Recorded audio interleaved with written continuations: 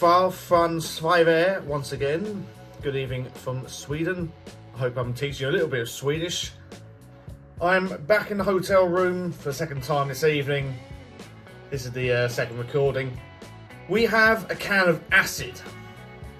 But is it going to be like real acid? Or is it going to be acid in terms of I'm going to fucking melt from this? My eyes, the goggles do nothing. Let's find out. So before people say that I'm not in Sweden, good timing. As a local commuter rail multiple unit has just put into Maltfabriken station. My hotel room is literally facing the railway line. I like trains. Proof that it's filmed on location. Let's get that window closed, that's gonna fuck up my production. Anyway, acid is a 4.5%. There we go. Sour ale. Brewed by Sodra Maltfabriken brewery. Good evening from the studio. I didn't give myself a transition, but the Sodra Maltfabriken brewery, I'm hoping I'm pronouncing that correct, probably not. It translates to Southern Malt Factory, is a brewery just outside of Stockholm in Sweden. As well as beer, they do produce some artisanal spirits, such as dry gins and akavit, which I can't pronounce. Basically, it's part of a cocktail. There is no public tap room that I could find, but you can find their beers in most Systembolaget stores in Sweden. Anyway, let's get back to the video. Just enjoy the can once again. It's like a three-eyed alien or something like that. I don't know what it is meant to be like. But let's go back around to the side where there is no blurb whatsoever. Oh well. Let's get this one cracked open. We've got a separate glass from the previous review, which I've just washed up. Okay, so let's get the acid opened. And let's get it into the glass.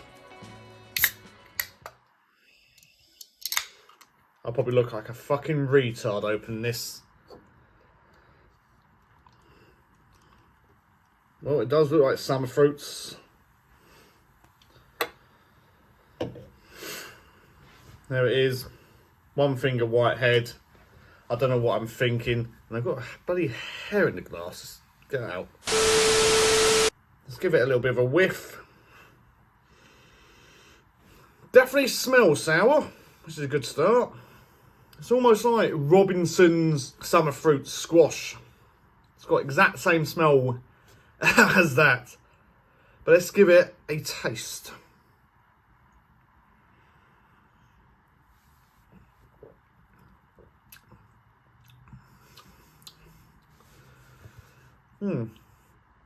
So the sourness is kind of overwhelming it a little bit. It's almost like one of those sort of soured sweets that you'd get.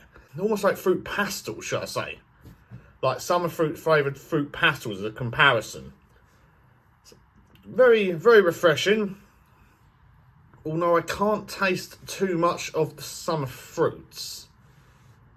There's a little bit of like raspberry, a little bit of apple per se, but it's not like an absolute flavour bomb. And like you can see, the carbonation is going fairly quick as well. So I don't know whether you can see it too well.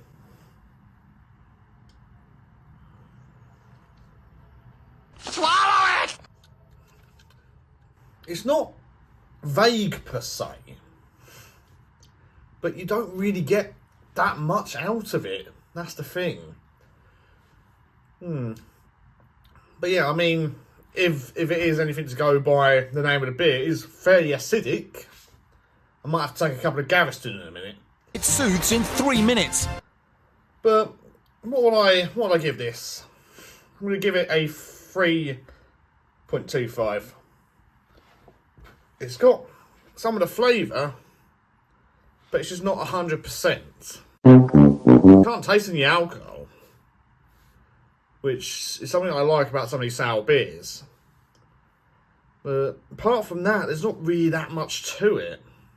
It's just almost like weak Robinson summer fruit squash and fruit pastels combined together. That's the only thing I'm really getting. I know it's not a proper sour per se, it's a sour ale. But it's just a little bit lackluster, really. But yeah, let me know what you think. Have you had any brews from Sodra Maltfabriken? I can't fucking pronounce it properly. This brewing that I'm talking about. If you've ever been to Sweden before, let me know. I do love the country. But until next time, there's a train past my window. Cheers and take care. Goodbye, everybody.